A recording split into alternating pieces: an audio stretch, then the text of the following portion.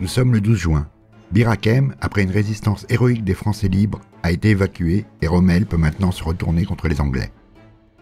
Côté britannique, au matin, Norrie renouvelle ses ordres à la 7e division blindée d'attaquer la 15e Panzer.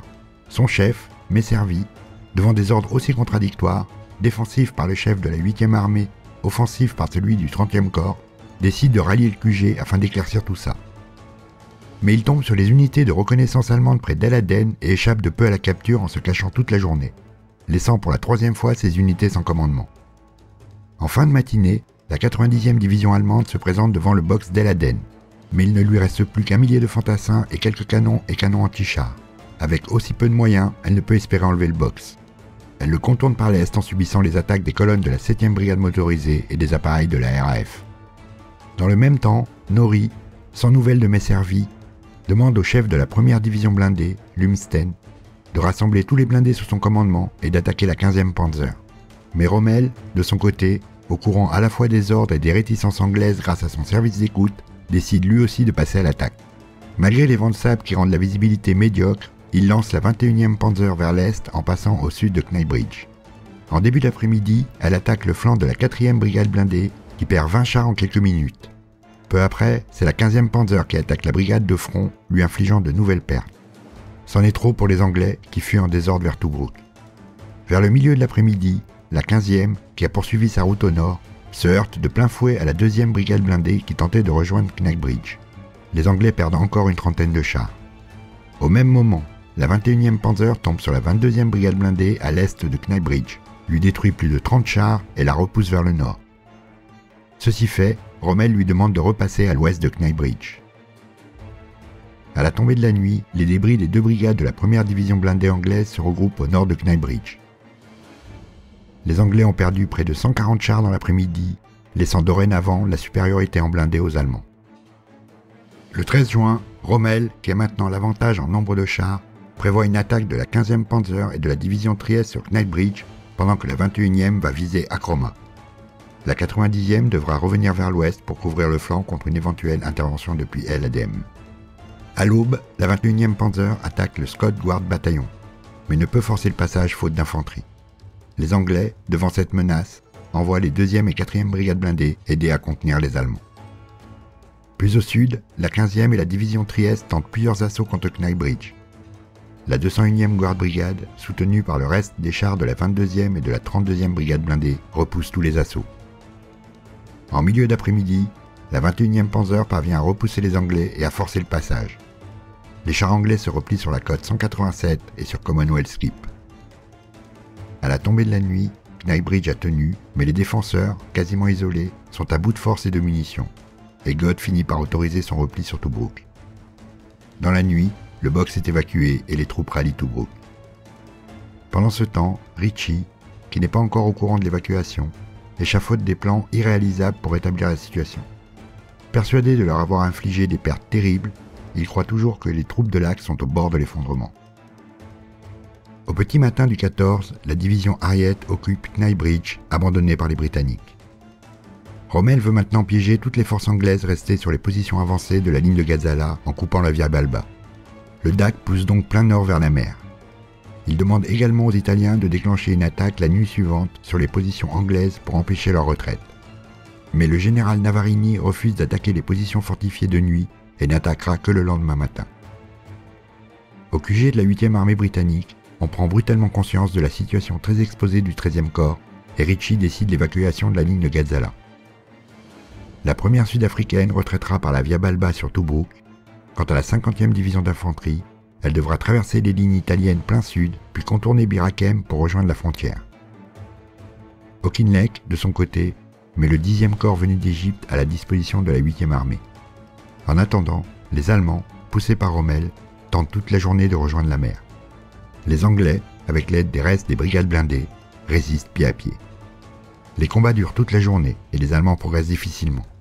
Ils s'emparent de la côte 187 en fin d'après-midi et à la tombée de la nuit, ils sont devant Commonwealth Keep, qu'ils ne réussissent pas à prendre, et Acroma. Mais la troupe est épuisée et l'avance s'arrête pour la nuit. À 19 h, la 50e division anglaise se lance à l'attaque des positions italiennes. Après d'intenses combats et l'intervention des réserves italiennes, elle parvient finalement à passer et va rejoindre la 8e armée en contournant Bir Hakeim par le sud. De son côté, la première sud-africaine recule le long de la Via Balba. Les colonnes roulent toute la nuit en bon ordre, en dépit des embouteillages inévitables, et la majorité de la division arrive à rallier Tobruk et continuer vers la frontière avant le lever du jour. À l'aube, l'avance de la 15e Panzer vers la mer reprend, et dans le même temps, la ligne de Gazala est attaquée par les Germano-Italiens à l'ouest. À 9 h, les Allemands installent leur artillerie sur les hauteurs dominant la Via Balba. Malgré les énormes bouchons sur la route, le reste des colonnes britanniques encore à l'ouest de Tobruk arrivera à passer. Dans le même temps, Rommel, qui ne veut laisser aucun répit aux Anglais, a aussi lancé la 21e Panzer vers l'est le long de la Trique Capuzzo. Le box d'El Adem, lui, est marqué dans la journée par la 90e division, avec l'aide des bataillons de reconnaissance blindés.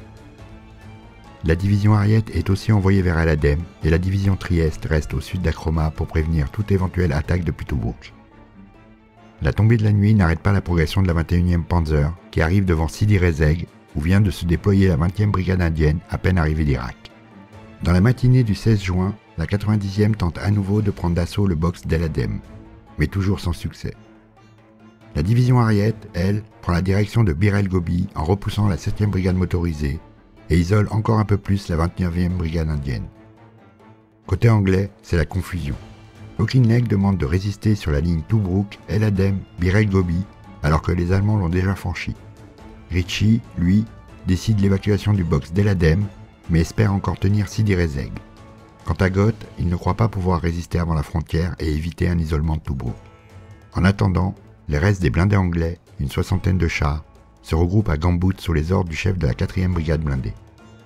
Dans la nuit, El Adem est évacué non sans mal par la 29e brigade indienne. Les Allemands, qui s'attendaient à une sortie, font près de 500 prisonniers et détruisent une bonne partie des véhicules.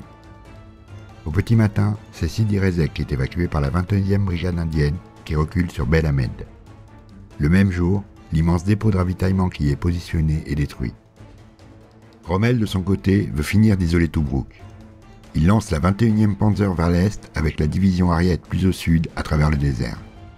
Dans le même temps, Messervy, dans l'ignorance de l'abandon de Sidi Rezegh, ordonne à la 4e brigade blindée de se placer entre Sidi Rezegh et El Adem. Elle prend donc la direction de l'ouest. À midi, elle se heurte soudainement à la 21e Panzer qui la repousse violemment.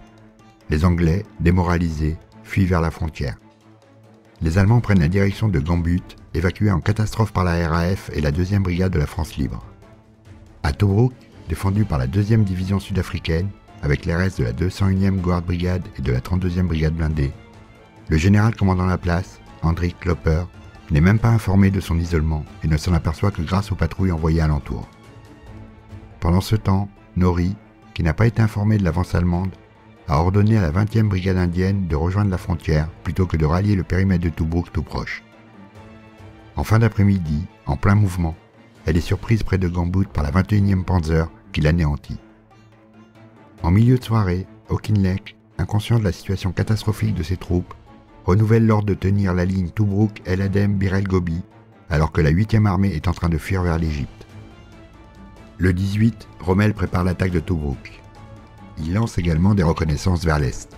Ses unités découvrent la ville de Bardia vide et l'absence d'unités anglaises à l'ouest de la frontière. Dans le même temps, il fait resserrer l'encerclement de Tobruk par les Italiens. Ceux-ci ont la surprise de retrouver leur emplacement d'artillerie du siège de l'année précédente intact, avec leur stock de munitions toujours en place. Côté anglais, on s'interroge toujours sur les intentions allemandes. Auchinleck, de plus en plus inquiet sur les capacités de Ritchie à surmonter la crise, mais trop loin pour avoir une influence positive sur la bataille, ordonne aux 2 divisions du 13e corps qui ont évacué la ligne de Gazala de tenir la frontière avec le reste des brigades blindées, et au 30e corps d'organiser la position de Marsa-Matruh, à mi-chemin entre Tobruk et Alexandrie. Le 19 juin, les Allemands peaufinent leur plan pour l'assaut. Ils prévoient une attaque à l'aube du 20, après un bombardement massif de la Luftwaffe et une intense préparation d'artillerie. Le secteur visé est le sud-est du périmètre défensif. En attendant, et pour préserver la surprise, Rommel fait mine de vouloir poursuivre les Anglais en Égypte. La 90e division occupe Bardia et les 15e et 21e Panzer sont positionnés autour de Gambut. Koppler, qui a vu partir le DAC vers l'est, ne s'attend pas à une attaque immédiate.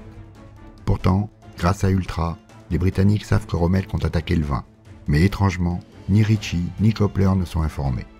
Dans la nuit du 19 au 20, les 15e et 21e Panzer prennent leur position de départ à droite de la zone d'assaut, et les divisions Trieste et Harriet à gauche. À 5h20, le bombardement aérien commence, puis un peu après 6h, c'est l'artillerie qui prend le relais. À 6h30, c'est l'assaut. Si du côté italien, la résistance ne permet pas de progresser, les Allemands parviennent eux à ouvrir une brèche dans les défenses, et à 8h, les blindés commencent à pénétrer dans le périmètre. À 10h, la brèche s'est élargie, et la 11e brigade indienne a vu son QG dispersé et ses hommes se rendre en masse. Les blindés anglais, rameutés, tentent de contre-attaquer vers le sud-est, mais les Allemands les repoussent avec l'aide des Stuka. King's Cross est pris à 14h. À 15h, la 11e brigade indienne n'existe plus, et la 21e progresse vers le port. À sa gauche, la 15e progresse vers le fort Pilastrino, où se trouve le QG de Copler. À 16h, le QG, qui a été bombardé par les Stuka, se retrouve en première ligne. Du côté de la 21e Panzer, emmené par le général Bismarck, un moment arrêté près de l'aérodrome, la progression reprend en direction du port vers 17h. À 19h30, Bismarck annonce la chute du port. La situation de la place est désespérée. La 201e Guard Brigade, la 11e brigade indienne et la 32e brigade blindée sont quasiment détruites. La 4e brigade sud-africaine est tournée, et seule la 6e brigade, où s'est réfugié Clopper, est intacte. À 20h, il envoie un message à Ritchie pour l'informer de la situation et de la probable chute de la ville. Celui-ci lui demande de tenter une sortie, mais pour la nuit du lendemain seulement. À 2h, le 21 juin, la réponse de Copler parvient à Ritchie. Il ne peut pas évacuer, la plupart de ses moyens de transport étant aux mains de l'ennemi, et il ne pourra pas résister une journée de plus. À 4h, il sollicite l'autorisation de se rendre, demande acceptée par Ritchie à 6h. À 9h30, la reddition est acceptée par Rommel. Les Allemands capturent 33 000 soldats britanniques et mettent la main sur 2000 véhicules, des milliers de tonnes de vivres et d'essence et un énorme stock de munitions et de matériel divers. En tout, les Anglais ont perdu environ 50 000 hommes tués, blessés ou prisonniers et plus d'1 millier de chars. Les Germano-Italiens n'ont perdu que 5 000 tués, mais 400 chars sur les 560 engagés, ce qui va peser lourd dans la suite de la campagne. La prise de Tobrouk est la plus grande victoire de l'Axe en Afrique. Son impact dans le monde est énorme. Elle est aussi l'apogée de Rommel, nommé général Feldmarschall par décision d'Hitler le 22 juin. Mais elle entraînera aussi des conséquences stratégiques importantes. Rommel insistant pour poursuivre l'offensive et abandonner l'assaut sur Malte. Elle le pousse également à attaquer l'Égypte avec des forces insuffisantes et surtout des lignes d'approvisionnement précaires, principalement à cause de la maîtrise de la Méditerranée par l'Angleterre et son porte-avions incoulable, Malte.